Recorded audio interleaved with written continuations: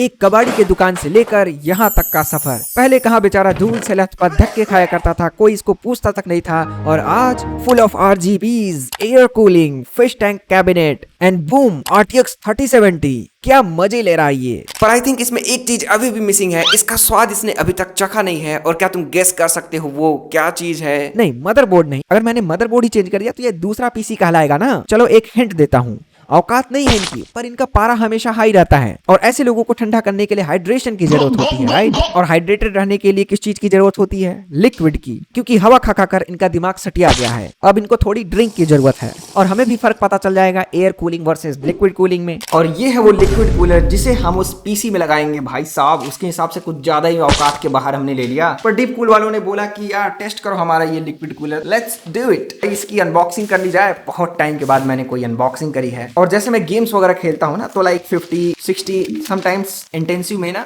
60 degree Celsius तक इसका temperature चला जाता था। ओ और ये कुछ इसके आगे का डिजाइन है। इसके अंदर वो लिक्विड भरा हुआ है क्या?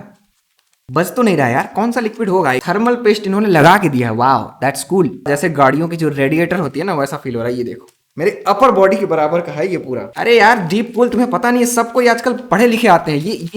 ये पढ़ाई लिखाई की जरूरत नहीं हमें। धन्यवाद ये भेजने के लिए। अब आपने भेज तो दिया, पर आई डोंट नो कि ये लगेगा कहाँ। और ये है मेरा existing cabinet and I guess अगर इस ग्राफिक कार्ड के बराबर वो अगर AIO अगर होगा तो आई गेस इसमें ये फिट हो जाना चाहिए। Let me, this is way out of, हमने सोचा नहीं था इससे इतना बाहर निकल जा रहा है। ये देख रहे हो इतना, अगर हम इसे ऊपर फिट करते हैं, वाव। सो आई गेस ये वाला कैबिनेट हमारा सिर्फ 240 mm तक ही बर्दाश्त कर पाएगा। What the hell deep cool, now I need a cabinet. ऐसे भारी भरकम कामों के लिए this is the perfect cabinet. Shit. अब फिर से इसको खोलो और दोबारा से इसका घर बसाओ। और तुम ये देख रहे हो धीरे धीरे मेरे पास ऑलमोस्ट सारे कंपोनेंट हो गए हैं except for the motherboard, processor and RAM. और इतने बड़े ग्राफिक कार्ड का नुकसान यही है कि इसके साथ एक और सुपर हीरो ऐड करना पड़ता है इसे सपोर्ट करने के लिए। बाय बाय पुराने घर, अब हम नए घर में शिफ्ट होने वाले हैं। You can go now. ये सब पीछे का कचरा कौन हटाएगा? And welcome to our new home. Oh, मकड़ी का जाल।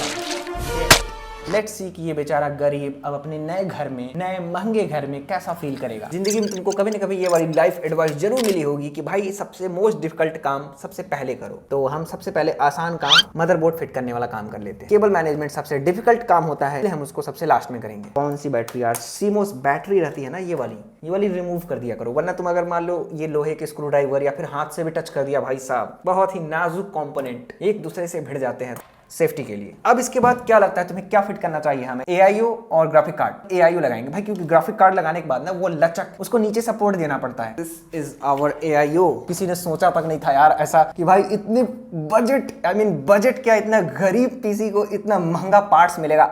मैंने कभी नहीं सोचा था भाई। अब शुरुआत में थोड़ा पीसी बिल्ड करना झंझट का काम होता है, उसके बाद तो तुम इसे नफरत ही करोगे। ये हमारा AIO अब हमारा फिक्स हो चुका है। पंप को इसमें लगा देते हैं। ये कैसे फिट होगा ये? एंड आई थिंक हमें यहाँ पर थोड़ी पुस्तक पढ़नी पड़ेगी। ये पढ़ाई लिखाई की जरूरत नहीं हमें। और काफी मेहरबानी इनकी, थर्मल पेस्ट लगा के दिया है, वो भी डिजाइन में। अब मैं अलग से इसमें कोई थर्मल पेस्ट नहीं डालने वाला हूँ। और अगर तुम्हें कंपैटिबिलिटी इशू का डर लग रहा है कि मेरे सॉकेट में ये सपोर्ट करेगा कि नहीं, तो भाई ये 4th जनरेशन में कर लिया यार, तो इंटेल के कोई भी प्रोसेसर, इवन AMD के AM4 या AM5 सॉकेट में भी आराम से फिट हो जाएगा ये। अब इसके बाद का पार्ट तुम्हें पता ही है, ग्राफिक कार्ड जाएगा, पावर सप्लाई लगाएंगे and cable management, which is the most frustrating but important part of the PC build. और ये कुछ हालत हो जाता है स्टूडियो का एक पीसी बिल्ड करने के बाद। पर रुको, अभी इसका जो मेन इंपॉर्टेंट मुद्दा है इस वीडियो का, वो तो बाकी ही रह गया कि भाई कैसा ये परफॉर्म करेगा, तो वो तो देख के जाओ। और हाँ, इस टाइप के बजट ग्राफिक कार्ड के नीचे एक सपोर्ट लगाना मत भूलना, वरना इसकी कमर लचक जाएगी। अरे ये सब तो होता रहेगा, पहले शो पानी तो कर लिया जाए।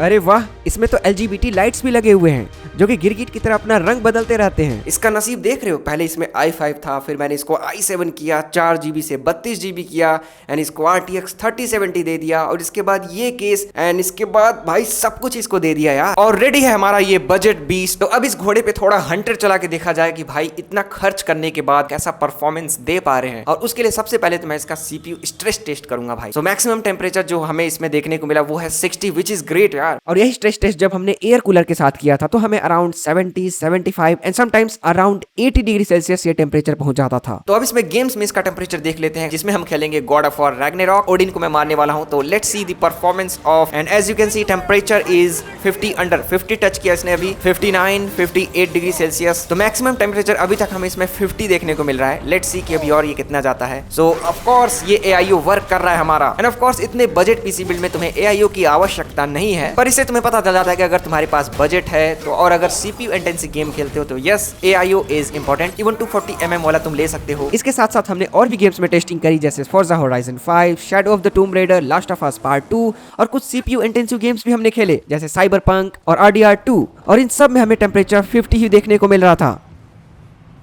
तो क्या हमें एयर कूलर की जगह पर लिक्विड कूलर हमेशा यूज करना चाहिए? And the answer is yes, अगर तुम अफोर्ड कर सकते हो तो। स्पेशली अगर तुम्हारे पास i7 का या फिर Ryzen 9000 सीरीज का अगर प्रोसेसर है तो भाई AIO लगा लो, भले 240 mm का लगा लो। अगर CPU हैवी लोड टास्क करते हो तो यस, पर ऐसा नहीं है कि एयर कूलर एकदम किसी काम का नहीं है। इनफैक्ट अगर तुम्हें वैसा CPU लोड वाला काम नहीं करना तो of course go with air cooler, पर AIO में कुछ बात तो होती है। अब हाँ, इनका मेंटेनेंस और लाइफ टाइम थोड़ी एयर कूलर से कम होती है, पर शायद उतने टाइम में तुम PC ही अपना अपग्रेड कर लो तो शायद तुम्हें इसे मेंटेनेंस की जरूरत नहीं पड़ेगी।